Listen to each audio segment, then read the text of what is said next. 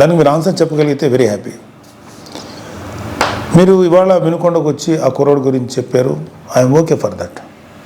కానీ దానికి ముందు మీ అధికారులు ఉన్నప్పుడు, మీరు సీఎంగా ఉన్నప్పుడు ఒక దళిత్ డ్రైవర్ని చంపేసిన మీ ఎమ్మెల్సీని అతని తప్పుని ఖండించకపోగా మీతో పాటు సగర్వంగా తిప్పుకున్నారే, అది తప్పని మీకు అనిపించలేదు? అప్పుడు అది దుర్మార్గం కానీ అది క్రూరంగా అనిపించలేదా మీకు? డాక్టర్ సుధాకర్ అనే ఒక ఆయన్ని ఉద్యోగం ఊడబెరికి పిచ్చోని చేసి రోడ్ల మీద చొక్కా కూడా లేకుండా పోలీసులతో తన్నించి, మీ యొక్క అనుంగు పోలీసులు తన్నించి ఆఖరికి అతను చచ్చిపోయేలా చేశారే, అప్పుడు మీకు ఎటువంటి కామెంట్ చేయాలనిపించలేదా? వాళ్ళ అక్కని కొంతమంది వైసీపీ కార్యకర్తలు, గూండాలు సెక్సువల్గా హెరాస్ చేస్తుంటే అడ్డుకున్న అమర్నాథ్ అనే బీసీ కుర్రోడిని, మైనారిటీ తీరిన కుర్రోడిని పెట్రోల్ పోసి కాల్చి చంపేశారు కదా, అప్పుడు కూడా మీకేమీ రియాక్ట్ అవ్వలేదా మీరు? అప్పుడు కూడా కనీసం ఒక మాట మాట్లాడలేకపోయారా మీరు? 32,000 మంది ఆడపిల్లలు అదృశ్యం అయిపోయారని చెప్పి పవన్ కళ్యాణ్ గారు చెప్పి కనీసం ఒక పోలీస్ రివ్యూ పెట్టండి అంటే కనీసం పోలీస్ రివ్యూ కూడా పెట్టకుండా 32,000 మంది ఆడపిల్లలు అదృశ్యం అయిపోతే అప్పుడు మీకు మాట్లాడటానికి నోరు రాలేదా? ఇప్పుడు మీ కార్యకర్తలకు లేకపోతే మీ వాళ్ళకి అన్యాయం జరిగిపోతుందని ఇంత మాట్లాడుతున్నారే, మీరు అప్పుడు కూడా మాట్లాడుంటే ఇప్పుడు మీరు మాట్లాడిన మాటకు విలువ ఉండేది. మళ్ళీ చెప్తున్నాను, అక్కడ వినుకొండలో జరిగింది నాకున్న సోర్సెస్ ప్రకారం అది పర్సనల్ గ్రెడ్జి, 2 వ్యక్తుల మధ్యలో జరిగిన గ్రెడ్జి తప్ప 2 పార్టీలకు సంబంధించినవి కాదు. అది మీరు ఖచ్చితంగా మీకు త్వరలోనే పోలీసు నిజాలను నిగ్గు తేలుస్తారు, మీకు ఆన్సర్ చెప్తారు. అలాగే మీ వైసీపీ నాయకులు సామాన్య ప్రజలు అంటే నెలకు ఒక 10,000 20,000 సంపాదించే వాళ్ళు ఏదో వాళ్ళ పూర్వీకుల ఆస్తులు 100 గజాలు 200 గజాలు 300 గజాలు 400 గజాలు ఉంటే వాటిని అడ్డగోలుగా కబ్జా చేసి భయపెట్టి స్వాధీనం చేసుకున్నారే, అది మీ దృష్టికి రాలేదా? ఇన్ని కేసులు చూసాం మేము ప్రజల్లో తిరుగుతుంటే. ఏ రోజు మీ నోట్ల నుంచి ఒక్క మాట కూడా రాలేదా? అది రైట్ అంటారా? ఏపీ ల్యాండ్ టైటిలింగ్ యాక్ట్ అని పెట్టి ప్రజల ఆస్తులను కాజేయటానికి మీరు ఎంత కుట్ర పన్నారు. దాన్ని మేము సమర్థవంతంగా ఎదుర్కొని ప్రజలకు తెలియబట్టాక ప్రజలు వాళ్ళు సేవ అయ్యారు మీ దుర్మార్గమైన పరిపాలన నుంచి. అది మీకేమీ తెలీదా? నిజంగా ప్రజలు ఇవాళ రెండోసారి మిమ్మల్ని రాకుండా ప్రజలు తమను తాము కాపాడుకున్నారు కూటమిని ఎన్నుకోవడం ద్వారా. అరే నా కళ్ళ ముందు నేను చూశాను, జంగారెడ్డిగూడెంలో ఒక 20-25 మంది సామాన్యమైనటువంటి పనులు చేసుకునేవాళ్ళు కల్తీ సారా తాగి చచ్చిపోతే మీరు శాసనసభ సాక్షిగా ముఖ్యమంత్రి అయ్యండి ఇది సహజ మరణాలు న్యాచురల్గా చచ్చిపోయారంటారా? కల్తీ సారా తాగి చచ్చిపోతే కనీసం విచారించి ఆ కుటుంబాలకు ఏదైనా ఎక్స్గ్రేషియన్ ఏదైనా ఇచ్చి కదా మీరు మాట్లాడాలి. ఇది సహజ మరణాలు, ఒక కాన్స్టిట్యూషన్లో ఎంతమంది చచ్చిపోతారంటారా? అది మీకేమి అసలు మీకు చెమకుట్టినట్టు కూడా అనిపించలేదు? అప్పుడు కౌలు రైతులు కొన్ని వేల మంది ఆత్మహత్యలు చేసి చచ్చిపోయారు. వాళ్ళకి కనీసం సింపతి చూపించకపోగా ఏమాత్రం కొద్దిపాటి సాయం కూడా చేయలేదు మీ ప్రభుత్వం, వైసీపీ ప్రభుత్వం. వాళ్ళ కుటుంబాలు రోడ్డును పడిపోతుంటే వాళ్ళ కనీసపు సానుభూతి కూడా లేదు మీ దగ్గర నుంచి. అదే తప్పు కదా మీకు? వాళ్ళ పిల్లలు రోడ్లు పడిపోయి నాశనం అయిపోతుంటే అదే రైతులు భరోసా, రైతులకు మీరు ఇచ్చేటువంటి ఇదే. ఒకసారి వెళ్ళి చూడండి, ఆంధ్రప్రదేశ్కి వెళ్ళి ఒక రైతును అడగండి వైసీపీ ప్రభుత్వం మీకేం చేసిందో. మాకన్నా కూడా మీ వైసీపీ పార్టీకి మాడు పగిలిపోయే ఆన్సర్స్ వాళ్ళే చెప్తారు. మేము చాలా తక్కువ చెప్తున్నాను. ఇంకా వర్షాలకి పంటలు పాడైపోయినాయండి, మాకేంటి దారి అని చెప్పి మీ వైసీపీ ఎమ్మెల్యేని అడిగితే రైతులు ఎరుపప్పులు అనేంత చులకనగా మాట్లాడితే అరే తప్పురా బాబు ఇట్లా అనకూడదని అని చెప్పాల్సిన బుద్ధి చెప్పాల్సిన బాధ్యత లేదా మీకు? అప్పుడు మీరేం మాట్లాడలేదా? ఏమంటే మీ పరిపాలనలో గంజాయి డ్రగ్స్ విచ్చలవిడిగా అమ్ముడైనయే, విచ్చలవిడిగా జనాల్లో చలామణి అయినయే, బ్లేడ్ బ్యాచ్లు దుర్మార్గపు మనుషులు తయారయ్యారే, ఎంతోమంది జీవితాలను పట్టును పెట్టుకున్నారే. ఆ గంజాయిని ఆపాలను లేకపోతే ఆ డ్రగ్స్ని కంట్రోల్ చేయాలనేటువంటి ఆలోచన మీకు రాలేదా? ఎందుకు వస్తుంది? మీ ఎమ్మెల్యేలు మీ కార్యకర్తలు ఎవరైతే ఉన్నారో ఇలాంటి పనులు చేసి వాళ్ళు అడ్వాంటేజ్ పొందుతున్నారు కాబట్టి మీరు కూడా ఏం మాట్లాడలేదు. ప్రజల పక్షాన నిలబడి పోరాడుతున్న పవన్ కళ్యాణ్ గారు, చంద్రబాబు నాయుడు గారు ఇలాంటి నాయకుల్ని మీరు వాళ్ళని వాళ్ళ విధి విధానాలను విమర్శించకుండా వాళ్ళ వ్యక్తిగతమైన జీవితాల్లోకి ఎంటర్ అయిపోయి వాళ్ళ కుటుంబాన్ని రోడ్డుకి ఇచ్చాలని ట్రై చేసి వాళ్ళ ఫ్యామిలీస్ మీద మాట్లాడినప్పుడు మీకు కనీసం చెవుకుంటున్నట్టు అనిపించలేదా? ఇదే మీరు చేసిన నిర్వాహకం. ఇప్పుడు వచ్చేసి మహానుభావుడిలాగా ఒక మెస్సైలాగా వచ్చి మాట్లాడుతున్నారా మీరు కానీ మీ నాయకులు ఎవరైనా సరే? ఎప్పుడు తెలుసుకుంటారు మీరు? ఇప్పటికైనా తెలుసుకోండి. ఇప్పటికైనా తెలుసుకొని చేసిన తప్పుల్ని మీరు సరిదిద్దుకోండి.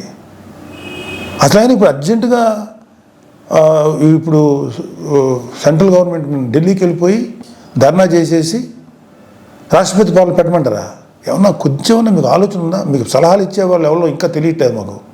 సజ్జలు లాంటి వాళ్ళు ఎప్పుడు వెళ్ళిపోయారో ఉన్నారో తెలియదు, లేదా అలాంటి సలహాలు వింటున్నారేమో.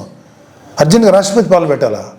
నిజంగా రాష్ట్రపతి పాలన పెట్టాల్సి వచ్చిన పరిస్థితిలో ఉంటే మీ పరిపాలనలో ప్రజావేదిక కూల్చినప్పుడే పెట్టాలి రాష్ట్రపతి పాలన. అది మీ దుర్మార్గమైన పరిపాలనని పెట్టాలి. అప్పుడు పెట్టలేదే సార్. మీరు రేపు జరగబోయే సభలకి అటెండ్ కాకుండా ఉండటానికి ఓ కొత్త నాటకాన్ని, కొత్త స్టేజ్ని క్రియేట్ చేసుకుంటున్నారు. ఢిల్లీ వెళ్ళాలని ఓ పని చేయండి, మీరు వెళ్తే వెళ్ళండి ఢిల్లీ, మాకే అబ్జెక్షన్ లేదు. కానీ రేపు శాసనసభలో మీటింగ్లు జరగబోతున్నాయి కదా, దానికి మీరు రండి. మిమ్మల్ని వ్యక్తిగతంగా అనొద్దని చెప్పి నా పర్సనల్గా నేను బీజేపీ, టీడీపీ, జనసేన ఎమ్మెల్యేలని రిక్వెస్ట్ చేసుకుంటాను. మిమ్మల్ని వ్యక్తిగతంగా ఏమి అనొద్దని చెప్తాను. మీరు ధైర్యంగా వచ్చి మాట్లాడండి. శాసనసభని ఫేస్ చేయడానికి ఎందుకండి అంత భయం మీకు? రండి, ధైర్యంగా రండి. మీకు ప్రతిపక్ష హోదా ఇవ్వకపోయినా ఓ ప్రస్తుతానికి ఉన్న 11 మంది ప్రతిపక్ష ఫీల్ అవుతాం మేమందరం. క్వశ్చన్ చేయండి, కూటమి ప్రభుత్వాన్ని శాసనసభలోనే అడగండి. రోడ్ల మీదకి వచ్చి మాట్లాడితే ఎట్లాగా? ఇలాంటి పెర్ఫార్మెన్స్లు ఎందుకు? అధికారం ఉన్నప్పుడు పెర్ఫార్మెన్సే, అధికారం లేనప్పుడు పెర్ఫార్మెన్సేనా? ఇలాంటి కథలు చేయకండి ప్లీజ్. ఇప్పటికైనా తెలుసుకోండి. మీ మీద మాకు వ్యక్తిగతంగా ఎటువంటి కోపం లేదు, ఎటువంటి ద్వేషం లేదు. ప్రజలకి నష్టం జరుగుతుంది, ప్రజలు మీ వల్ల దారుణంగా నష్టపోతున్నారు. కొన్ని వందల మంది, వేల మంది ప్రజలు ఆత్మహత్యలు చేసి చచ్చిపోయారు మీ యొక్క అకౌంట్లో. అప్పుడు అది తప్పు అని చెప్పి మేము గట్టిగా ఫైట్ చేసాం. ఇప్పుడు జరిగే ప్రతిదాన్ని మీరు రాజకీయ కోణం నుంచి చూసేస్తారా? అండ్ ప్రతి చావుని, ప్రతి చిన్న సైజు గొడవలు ఏదైనా సరే మీకు దుర్మార్గమైన ఇదిగా కనపడతాయా? మీకు రాజకీయ కోణంలో కనపడతాయా? ఇంకొక డైమెన్షన్లో చూడటం చేత కదా మీకు? చేయండి. నేను ఇప్పటికైనా సరే మీరు గట్టిగా ఫైట్ చేయండి. కూటమిలో కనుక ఏదన్నా తప్పులు జరిగితే తప్పులు నిలదీయండి. అంతకన్నా దొంగ మాటలు, దొంగ కబుర్లు, పిచ్చి కబుర్లు చెప్పకండి. మీకు ఒక పేపర్ ఉంది, మీకు భజన చేసేటువంటి కొన్ని మీడియా సంస్థలు ఉన్నాయి, పర్లేదు, వాటిని మీరు ఉంచుకోండి. కానీ మాట్లాడేదానికి, లేకపోతే మీరు ఏదైనా ఒక వ్యక్తిని నేరస్తునిగా చేసేదో, లేకపోతే ఒక వ్యక్తిని రెస్పాన్సిబుల్గా చేసేదానికి ఒక ఇంగితంగా, ఒక సెన్సిబుల్గా ఉండాలి. నేను అసలు మాట్లాడకూడదు, నాకెందుకు, నేను పార్టీ పనిలో చేసుకునేవాడిని, నాకు ఈ పొలిటికల్గా నేను మాట్లాడకూడదని నేను ఇంతకాలం మాట్లాడాలి. ఎన్నిసార్లు ఈ గత 40 రోజుల నుంచి ఊదరగొడుతున్నారు. అధికారం శాసనసభలో ప్రమాణ స్వీకారం చేసిన మొదటి రోజు నుంచి ఏం చేయట్లేదు వెయిట్ చేయండి, అన్నీ చేస్తారు. అలాగే మీ వైసీపీ ప్రభుత్వ హయాంలో మీ నాయకులు, మీ రౌడీలు, మీ మాఫియా ఎమ్మెల్యేలు అందరూ ఎలాంటి దుర్మార్గాలు చేశారు, ఎలాంటి తప్పులు చేశారు, ఎన్ని వేల కోట్ల రూపాయలు కుంభకోణాలు చేశారు, అవన్నీ లిస్ట్ వస్తాయి, అవన్నీ బయటకు వస్తాయి, తగిన శిక్ష పెడుతుంది. మీరు మీ సొంత బాబాయ్ చనిపోతే కనీసపు రెస్పాన్స్ లేని మీరు ఎలా మాట్లాడతారండి? ప్లీజ్, ఇది కరెక్ట్ పద్ధతి కాదు. ఇప్పటికైనా నేర్చుకోండి, ఇప్పటికైనా తెలుసుకోండి. ఇప్పటికైనా చెప్పుడు మాటలు, పిచ్చి మాటలు వింటాం మానేయండి. ఒక మంచిగా మనం ఎలా చేద్దాం. రేపొద్దున 10 ఏళ్ళు ఉంటారు, 15 ఏళ్ళు ఉంటారు ఈ కూటమి ప్రభుత్వం వాళ్ళు. ఆ తర్వాత మీరు వస్తారు. నాకేమి మీరు రాకూడదని అనుకోవట్లేదు, మీరు రండి. బట్ మీరు చేసిన పెద్ద బొక్కకి కనీసం 15 ఏళ్ళ పాటు వీళ్ళుంటే ఆ తర్వాత మీరు మళ్ళీ వచ్చి చెదురు. కానీ ఈ లోపుగా మీరు రియలైజ్ అవ్వండి, మంచి దారిలో నడవండి, మంచి పద్ధతిగా నడవండి. దుర్మార్గపు వ్యక్తుల సలహాలు తీసుకోకండి. మీరు కూడా దుర్మార్గం ఆలోచనలు పక్కన పెట్టండి. నీతి నిజాయితీగా జెన్యూన్ ఉంటా ట్రై చేయండి. మేబీ జనాలు ఒక 10 ఏళ్ళ తర్వాత, 15 ఏళ్ళ తర్వాత మిమ్మల్ని గౌరవించవచ్చు, రెస్పెక్ట్ చేయొచ్చు. ఇలాగా అనవసరమైన మాటలు మీరు కానీ మీ ఎమ్మెల్యేలు కానీ ఇవ్వండి, ఒక 6 నెలలు టైం ఇవ్వండి, చేస్తారు. మీరు అనుకున్నవన్నీ చేస్తారు. మీరు ఏదైతే ఇప్పుడు నేరం మోపుతున్నారో కూటమి ప్రభుత్వం మీద అన్నీ వాటన్నిటికీ జవాబు వస్తుంది. వాళ్ళు ఏవైతే ఈ మేనిఫెస్టోలో ప్రామిస్ చేస్తారో అవన్నీ చేస్తాం. మాకు సెంట్రల్ గవర్నమెంట్ నుంచి సంపూర్ణ సహకారం ఉంది. మీలాగా కేసుల విషయంలో ఈ రాష్ట్రానికి సంబంధించిన ఇష్యూస్ అని చెప్పి మీ పర్సనల్ కేసుల గురించి సెంట్రల్ గవర్నమెంట్ దగ్గరికి వెళ్ళి మాట్లాడిన వ్యక్తులు కాదు ఇక్కడ. పవన్ కళ్యాణ్ గారు కానీ చంద్రబాబు నాయుడు గారు కానీ రాష్ట్రానికి మంచి నిధులు రప్పించి ప్రజల కోసం బాగు చేద్దామని, ప్రజల జీవితాలు బాగు చేద్దామని ఉన్నారు.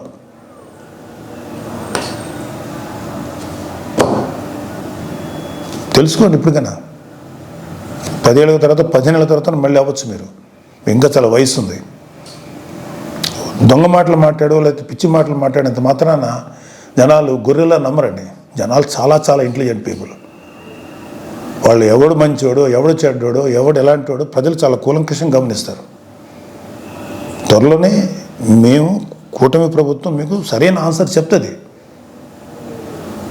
ఇవన్నీ అయిన తర్వాత వెళ్ళండి. మీరు వెళ్ళి ఢిల్లీ వెళ్ళి ధర్నాలు చేసుకుంటారా, రాష్ట్రపతి వాళ్ళు పెట్టాలని కోరుకుంటే చెప్పండి. వాళ్ళకి సహేతుకమైన కారణాలు చెప్పండి.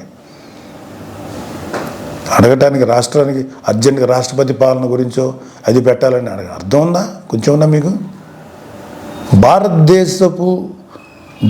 భారతదేశానికి స్వాతంత్రం వచ్చిన తర్వాత ఆఖరికి యూపీ లాంటి రాష్ట్రాల్లో కూడా, బీహార్ లాంటి రాష్ట్రాల్లో కూడా జరిగినటువంటి అరాచకం ఆంధ్రప్రదేశ్ జరిగింది మీ 5 ఏళ్ల ప్రభుత్వ పాలన హయాంలో.